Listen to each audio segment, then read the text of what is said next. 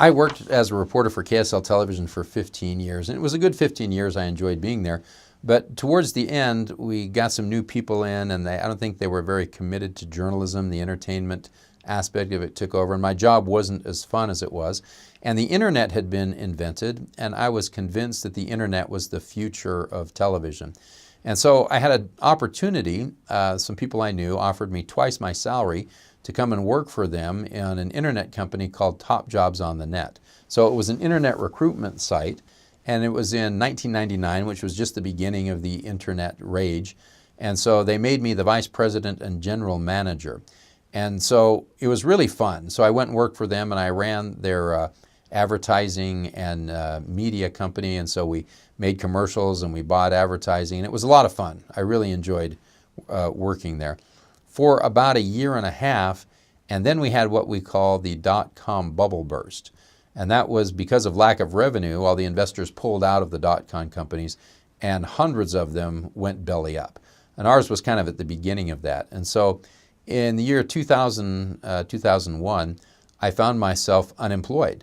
I had a very secure job at KSL Television. I had a well-paying job here, but suddenly I had no health insurance. I had no income. And that was a devastating thing in my life. You know, I still had young children at home, and my wife and I had to make house payments, and I had to find insurance, and we had to find food, and we had car payments. So it's a lot of pressure to be out of work and unemployed. So I was looking around trying to find a new job, you know, what I could do, and I was really afraid. I was really scared. And so I started getting part-time jobs. I got a part-time job. I was working as an actor, and I was doing some writing for another company. And I started my own production company. I was doing corporate videos, and I got a job working part-time at ABC4 News as a reporter. And I was just trying to do whatever I could to make ends meet. Now, there's a lot of people that I know that are in business for themselves, and this is kind of the world they live in, but for me, this was new. And the uncertainty of my future caused a lot of fear in me. I'd wake up every morning at about 4 o'clock and I'd think, what am I going to do today? How am I going to make money today? And so I had a lot of things that were going on, and I had some months that I was doing reasonably well. I was making, $10,000, $12,000 a month. Then I had some months that I was making, $2,000 or $3,000. And so that pressure and that fear caused me to kind of have a change in my personality. I'd always been kind of a happy-go-lucky, easygoing guy. And this fear caused me to be a little more sharp. And so I was kind of critical of my wife, and she'd say, we need to go buy food. And I'd say, we don't have any money, don't buy food. And I was a little critical of my kids. They say, Dad, we're going to ride our bikes. And I'd say, no, don't go ride your bike, because you might break your leg and we don't have any insurance. And you just stay here and watch TV, And so I became kind of a grumpy person. And I don't like being a grumpy person, but I was so afraid. And so my wife doesn't like living with a grumpy person. And so she sat me down and said, look, I don't like living with a grumpy person. And so I said, well, what do you want me to do? And she said, well, you just are so uptight and so worried. And I said, yes, I am. And she said, why don't you go see our bishop and get a blessing from the bishop that might help you?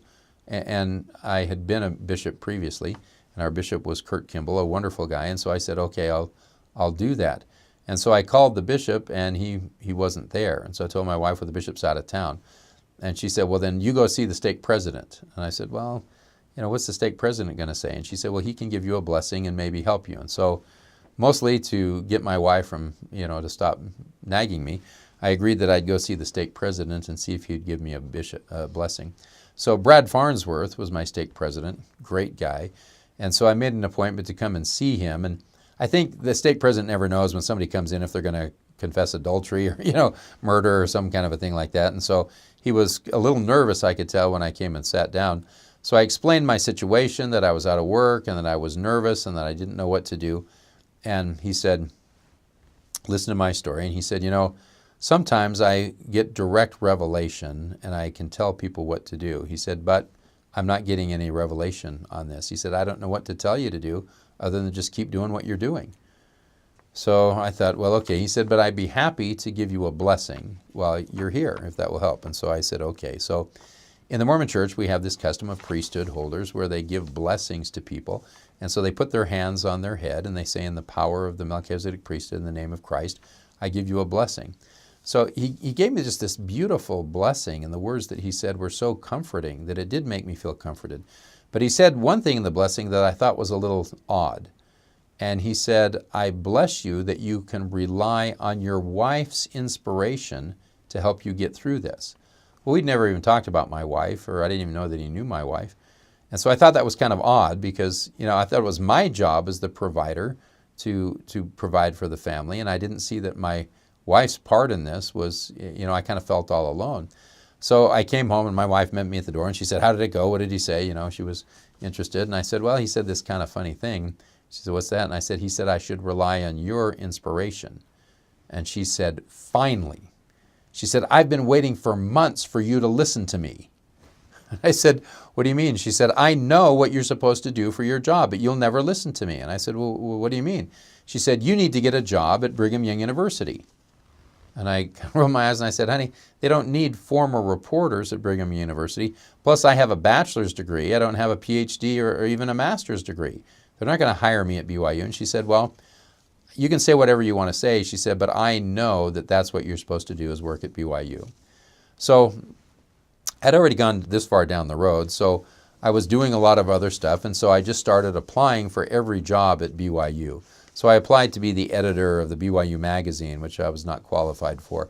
I applied to be the assistant athletic director, because they had an opening. So every job I would apply for, and so it just wasn't working well, but I was just kind of muddling along and working all my jobs. So one day I was at church, and a guy I know named Bill Holterstrom ran into me in the hall. He's in another ward, but I know him well. And he said, hey, what are you doing? And I said, well, I'm just working a bunch of different jobs. And he said, would you be interested in teaching classes in journalism at BYU? And I said, yes. And he said, well, my friend Lori Wilson is the head of the department there, and she's looking for adjunct instructors to teach at BYU if you're interested. So I contacted her, and she said, sure, and so I started teaching among all my other things I was doing. A couple days a week I was teaching at BYU, and I just loved it. And I really hit it off well with the students. So after doing this for about 6 months, they offered me a 1-year position. So that had benefits and it had a pretty good salary. And so, I was more than happy to take that job. So I started working at BYU teaching there, and, I had an office there and I was working at the university. So the year was coming to an end, and they said, well, we're going to post this position for a full-time position, but we're not going to hire you. And I said, why not? And they said, well, you're doing a great job and everybody likes you, but we need to hire a female because our diversity is not good and we need to hire a female, which is really funny that they say that, But they said, so you can apply, but I'm sorry, we're just not going to hire you because we need to hire a woman. And so I was kind of frustrated with that because of where this had come from. So at this time, I'd been called to be on the High Council, and I was serving with Brad Farnsworth. And turns out he was the vice president of BYU. But he hadn't gotten involved in this. And so I was talking to him after a High Council meeting, and I said, hey, if I get a sex change and my wife gets a sex change, can we stay married? Because I was thinking that I could apply for this job at BYU. I'm joking, of course. And he said, well, yes, you could, but you couldn't stay on the High Council. And I said, well, what about her? I mean him, pointing to my wife. So we laughed and we thought that was funny. So I applied for this job, and my wife and I knew that I was going to get hired. It was just kind of one, sometimes you're hopeful, but we knew we were going to get hired from this job. And kind of the way that we knew is that when we were going through this difficult period of time, we ran into an article that was in the Ensign magazine, and it was titled Faith versus Fear.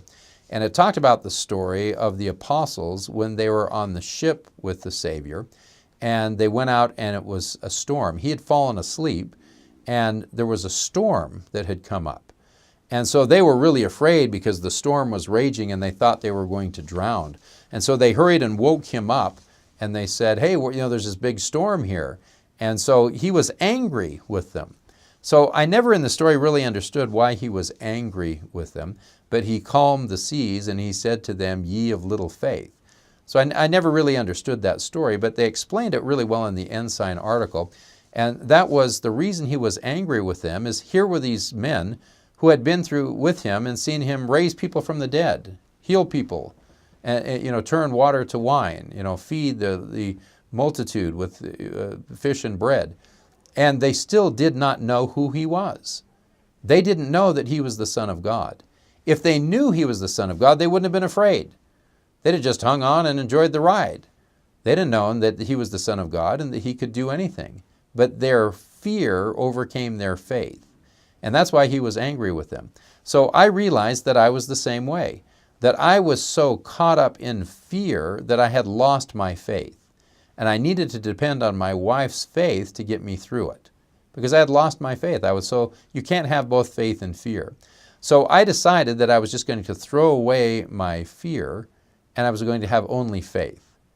And if the Savior wants me at the bottom of the ocean, then that's where I want to be. But I'm on his ship. I know whose ship I'm in. And I know that he's not going to let me drown unless he wants to. And if he does, then I want to drown. But I don't think he does. So I think he wants me to succeed. So I decided I was just going to put all of my faith in Jesus Christ and not worry about anything with my job.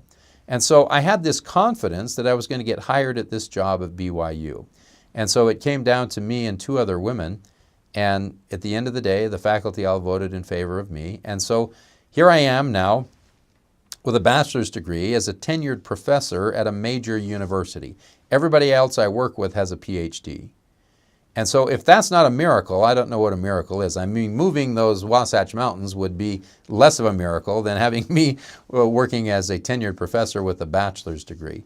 But I believe that my job at BYU was a direct answer to prayer, but I had to overcome my fear. I had to overcome fear with faith.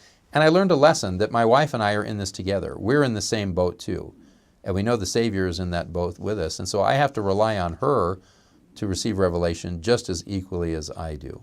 So I love my wife and I love my job at BYU, but most of all, I love the Savior.